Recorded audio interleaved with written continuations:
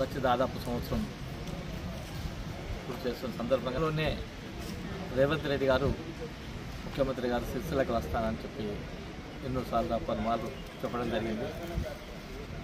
అప్పుడున్న తరుణంలో సిరిసిల్ల పట్టణం అంటేనే రాజన్న సిరిసిల్ల జిల్లా అంటేనే పద్మశాలి అని గుర్తించి కట్టుకుంటారు, నన్ను నిలదీస్తారని చెప్పి 2 సార్లు వాయిదా వేసుకున్న రేవంత్ రెడ్డి గారు ఈ రోజున స్పష్టంగా మా పార్టీ నాయకత్వం మేమే పలు అభివృద్ధి పనులకు వచ్చినప్పుడు మేము ఎలాంటి అడ్డుకోము, ఖచ్చితంగా మాకు పద్మశాలీలకు ఆర్డర్లు గత పేమెంట్లు కావాలని చెప్పి మేమే స్టేట్మెంట్ ఇచ్చి మేమే అడ్డుకోమని చెప్పినా కానీ ఈ రోజున వస్త్ర వ్యాపార సంఘం సంబంధించిన కాటన్ పరిశ్రమకు సంబంధించిన మాకు కాటన్ పరిశ్రమ ఇవ్వాలని చెప్పి మాట్లాడిన వ్యక్తులను మరియు బీఆర్ఎస్ పార్టీకి చెందిన ముఖ్య నాయకులను ఈరోజు మబ్బుల 4 గంటల నుంచి అరెస్ట్ చేసి లోపల ఉంచడం ఇది పూర్తి స్థాయిలో ప్రజాస్వామ్య బద్ధంగా ఇది వ్యతిరేకమని చెప్తున్నాము. ఎందుకంటే అడ్డుకుంటామనే పదం మేము ఏనాడు మాట్లాడలేదు.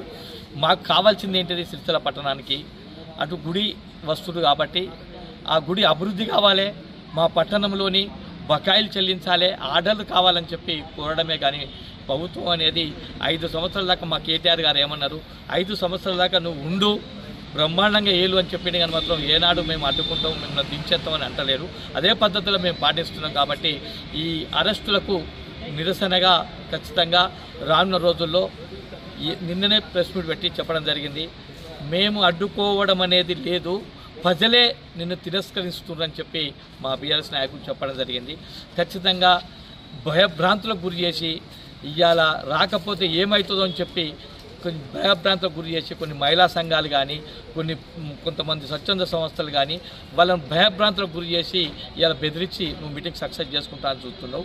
ప్రజల దృష్టిలో నువ్వు చీ అని చెప్పి అనే మనస్తాపానికి వెళ్ళిపోయినరు.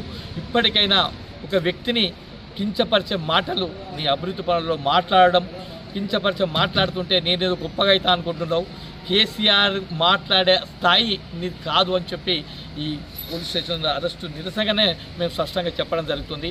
అంటే మేము చెప్పడం కాదు, ఇది పబ్లికే ప్రతి ఒక్క ఆడపడుతులు అది మీరు ఇచ్చిన గ్యారెంటీలు మేము అమలు చేసినామని చెప్పి కొంతమంది అంటున్నారు. మీరు ఇచ్చిన సంవత్సరం పూర్తి అవుతుంది, ఇంకో 10 రోజులు అయితే. ఇవాళ మీరు ఇచ్చిన గ్యారెంటీలు 2500 ఏమైనాయి, 4000 రూపాయలు ఏమైనాయి, తులం బంగారం ఏమైంది, ఇవన్నీ ప్రజలకు తెలియదా? నిన్ను తిరస్కరించురు ప్రజలు, ఏనాడు నిన్ను చీ అనే స్థాయికి అయిపోయినావు. కాబట్టి నువ్వు కేసీఆర్ను విమర్శించే స్థాయి కాదని చెప్పి ఈ సందర్భంగా మన రేవంత్ రెడ్డి గారిని హెచ్చరిస్తున్నాం.